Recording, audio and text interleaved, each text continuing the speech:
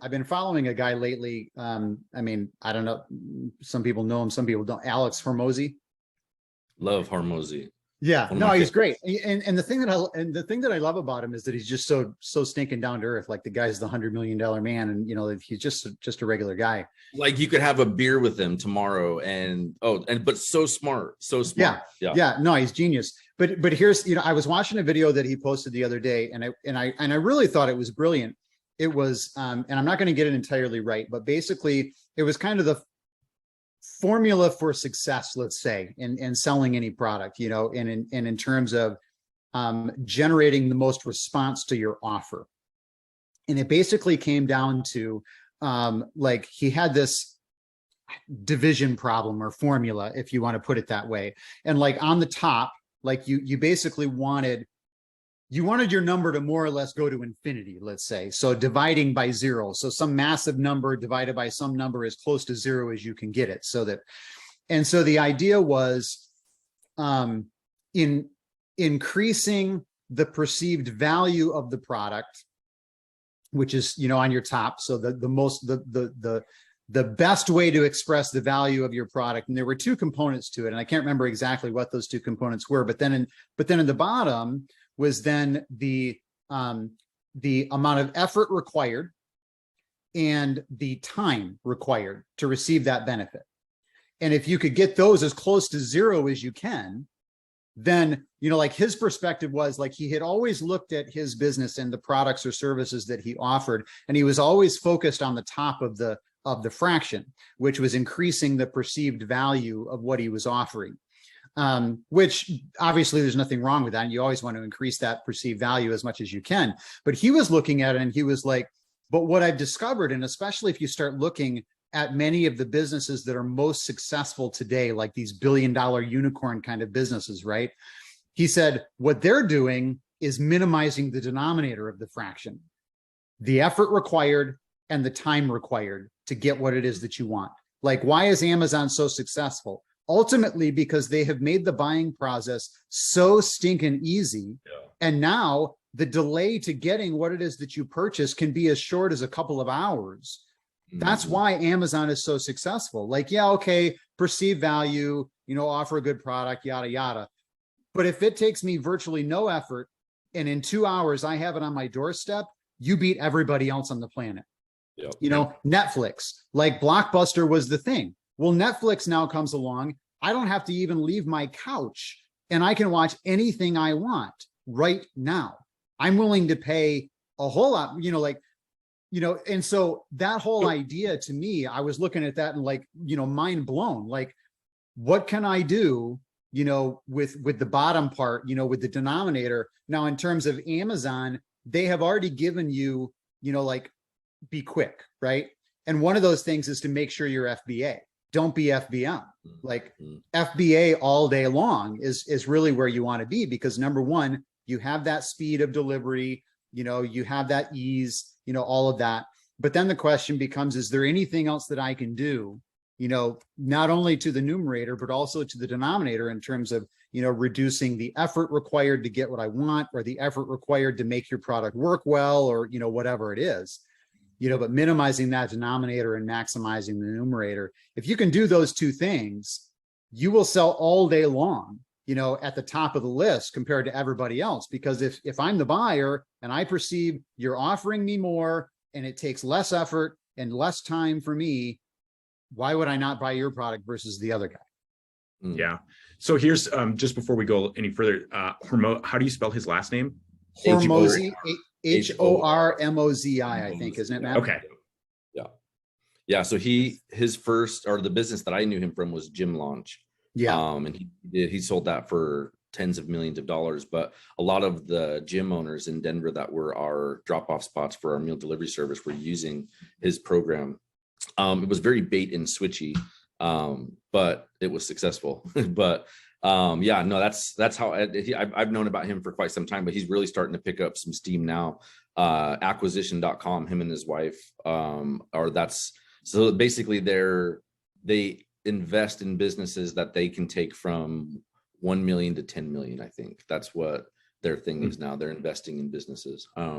but yeah, they've had a couple of successful exits. But just from a business point of view, and also sales, like he actually said something a couple of weeks ago on one of his shorts on Instagram, and this video was like 8 seconds long, and he said, if you're in sales, do you want to know the easiest tape to make more money? Sell more expensive stuff. And that was the end of the video. And I was like, that's brilliant. It's brilliant because it's the truth. Like, and so in the comments, he always goes a little bit deeper. And what he said was, what you'll find is that the higher price point products or services that you're selling, the customers become easier to deal with. And I've dealt with that in the agency.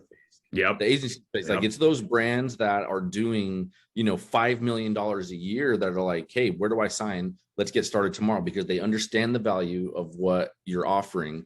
And they're not the hagglers. They're not the complainers. They're not can you throw this in for me? They're like, let's do it.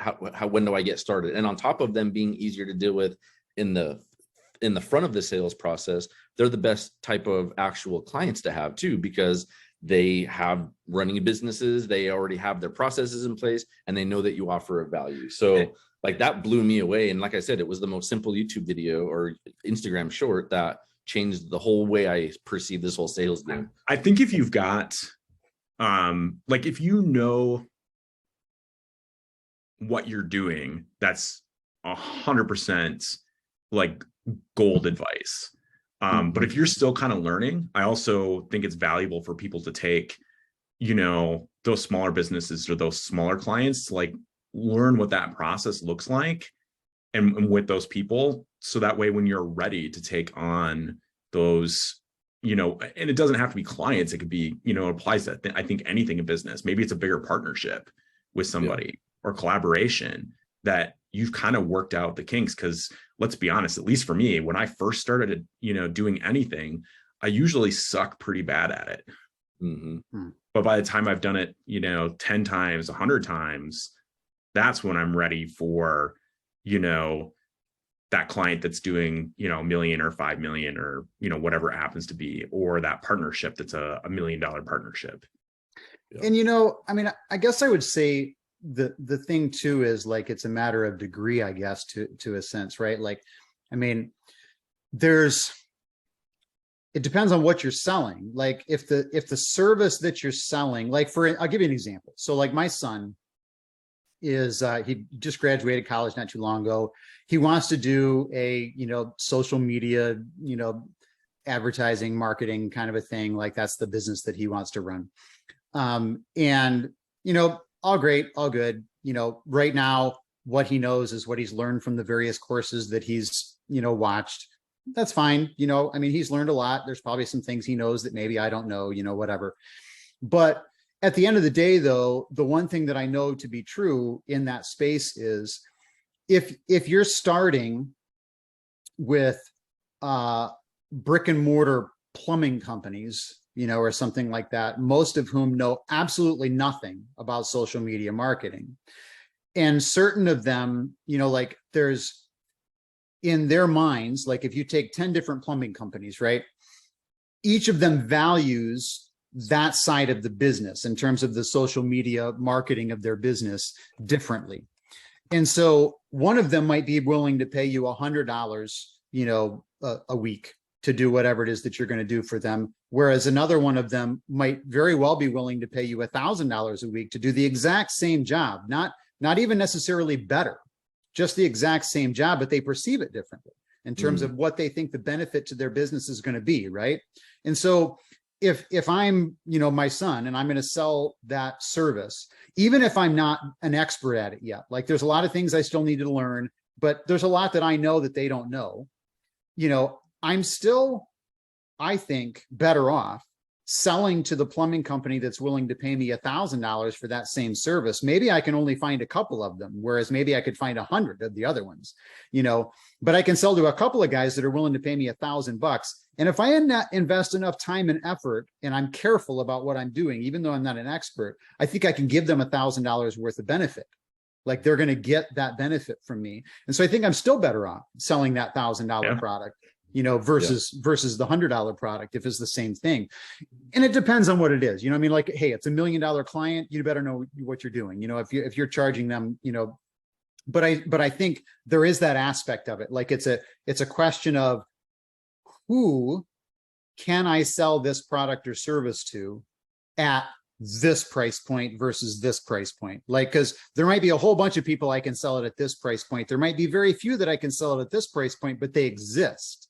Yeah. And if I can sell to that person, if I can find that person or that company that I can sell at that price point, well, then number one, like Matt was saying, and I think this is absolutely true, I might have found a gold mine there, because that person that's willing to pay that price point for something somebody else was only willing to pay 20% of that price is going to have that same mindset for anything else that I want to sell them.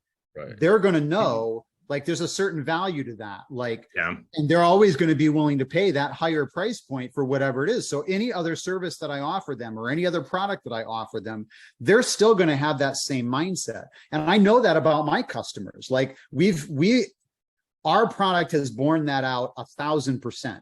Like the price point that we sell at is oftentimes relatively ridiculous compared to the rest of the market, and I think in terms of the lifetime, full unlimited replacement warranty, like I have to sell at a pretty high price point to make that, viable for us. But at the same time, it limits my customers to those that are absolutely the premium, cream of the crop customer. Like the number of customers that we deal with that we actually have problems with is so infinitesimal compared to the customers that are just a joy for us to deal with. Like we virtually never do, it's not like it never happens, but I mean, the number of times that we deal with a customer that's just a pain in the ass, is like, that never happens. It just never happens.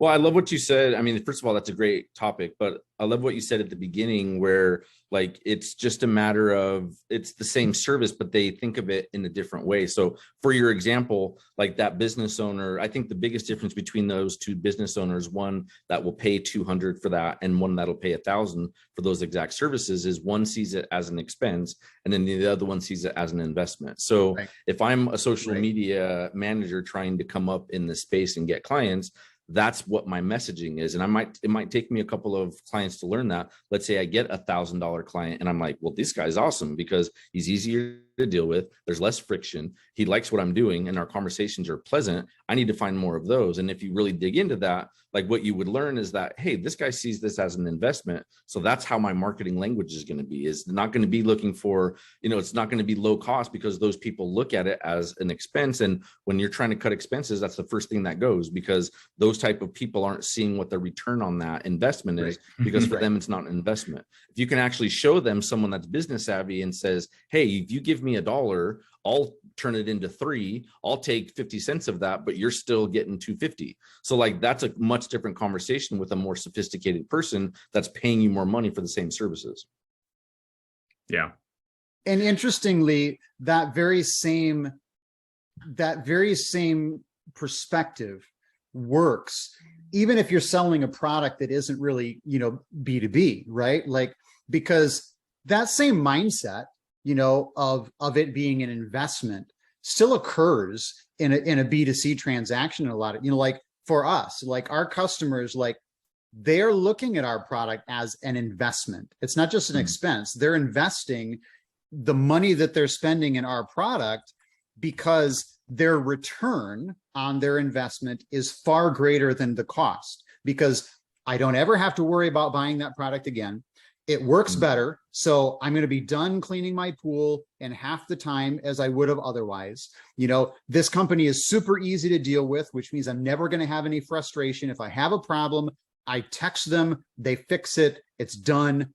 I can move on to other things. So I have more time for my family. I have more time for business things that I need to deal with. I have more, it is an investment to them, because the expense that's on the other side of it that they're saving is the frustration and all of the time commitments and all of that sort of thing.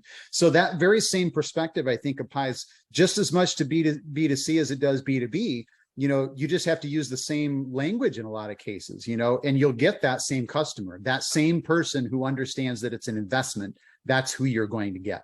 100% true. I think about, just my own personal experiences of, once I wasn't a poor college student anymore, I wasn't so concerned about buying the cheapest solution. It was buying the one that was the least amount of hassle and Yeah. had the highest probability of working and working well, because most of the time I just don't want the hassle. I will pay a premium Absolutely. just to have something that works well, rather than trying to figure out, the $5 solution, or that I've got to go through 3 or 4 or 5 $5 solutions to figure out one that works okay All day long, every day, right? All Yep. day long, every day. Yep. Just not worth the time and the headspace.